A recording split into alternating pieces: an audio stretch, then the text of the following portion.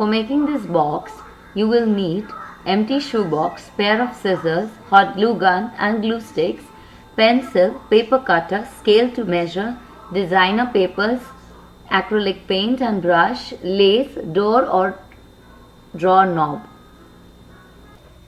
Measure the length of the front side of the box and then cut the length. I'm also folding it little bit inside, so I'm cutting 2 inches more than the needed length. I'm using a paper cutter to cut the paper, so I have a nice and neat cut.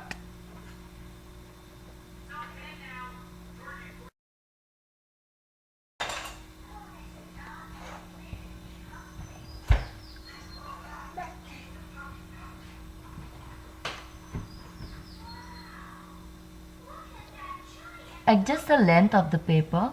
I don't want anything coming beneath, so I'm just putting it from the front end and folding it inside.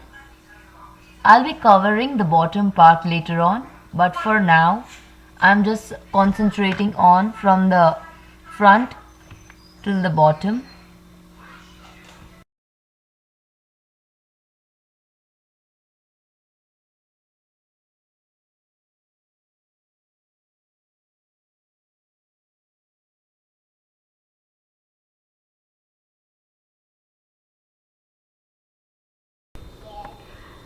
Now I'm covering the smaller side of the box. I'm using a different pattern paper to cover. I'm removing the excess paper, but I'm also covering this time the front and inside of the box. Also, when I'm measuring, I measure it with my hand. Sometimes I don't use scale because it's okay if it is not perfect. And for me, I always measuring with hand has worked well.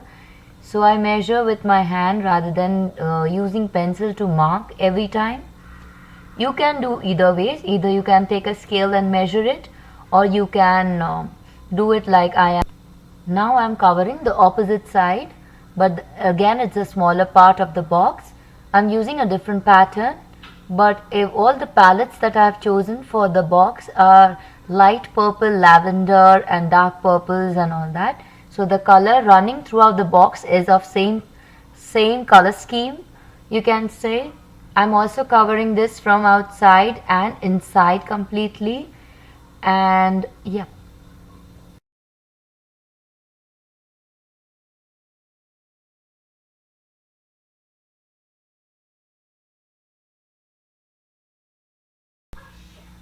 After covering all 3 sides of the box, just see if any corners are left and glue it properly if needed.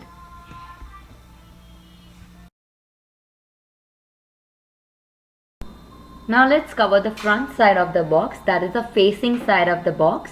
I'm also covering the lid. This time I'm not leaving the lid as well. The paper will get some paper you might see coming out at the other side of the margin. It's fine.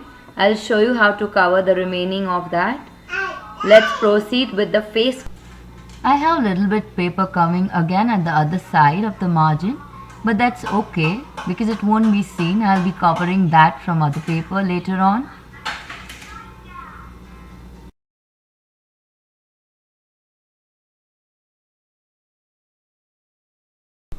While you're wrapping, just remember how you wrap your gift package.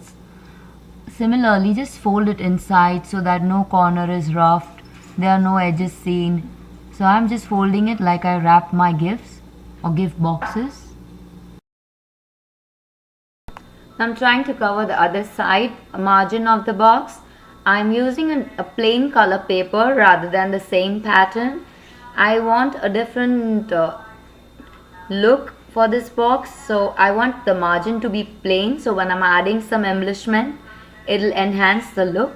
I'm going for a lighter turquoise color paper.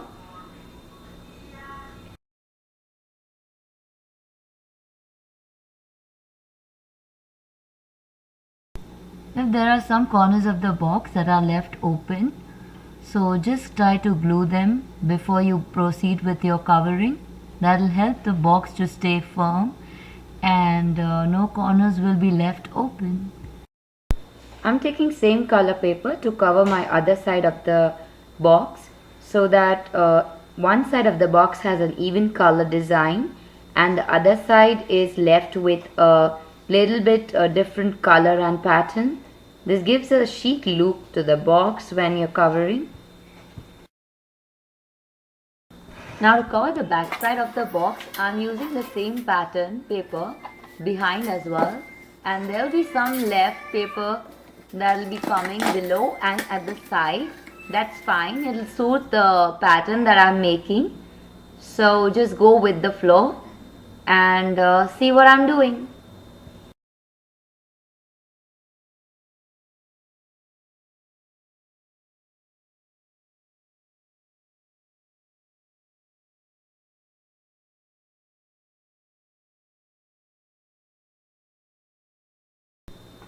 Again, I'm wrapping like a gift box so that no edges are seen and they are packed very nicely and firmly.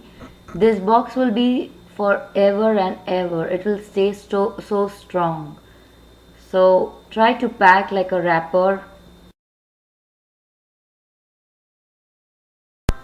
So for the base of the box, I'm using the same pattern that I'm using for the face of the box. And yep, I don't want any margins anymore, so I'm just measuring and gluing that.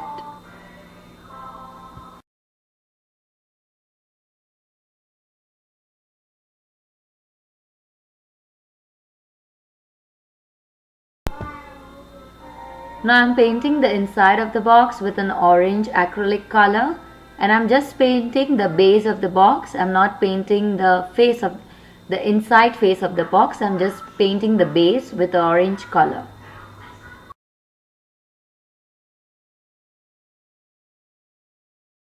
Now I'm adding a sequence ribbon just where two papers merge.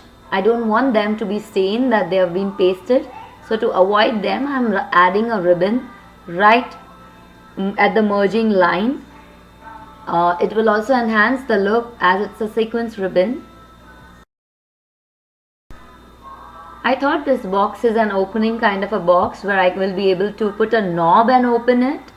So I'm trying to put a knob. For that I am making a hole with a driller. You can use anything, a screwdriver or a fork or any pointy thing that can make a hole inside. Now I'm adding the paper inside the box. Actually I made a little mistake. I could have added the knob after adding the paper. You could do that, but I'm adding it after I added the knob, as I was not sure whether I'm going to paint or whether I'm going to add a paper. So I'm adding paper on both the sides. Those are left after painting. I don't want any side of the box to be seen, so I'm adding paper. If you keep base as plain, then you can see what you are putting inside the box. So I did not try adding any design to the base and I kept it plain. I just painted with an acrylic orange color so that I can see when I'm putting my things inside and they are not camouflaged.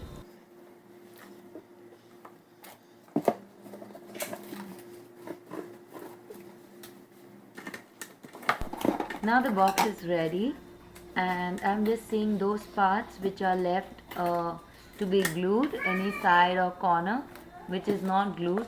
I am just doing that, and yes, it's almost ready. A knob will help to open the box very easily and it will also add a style to your box.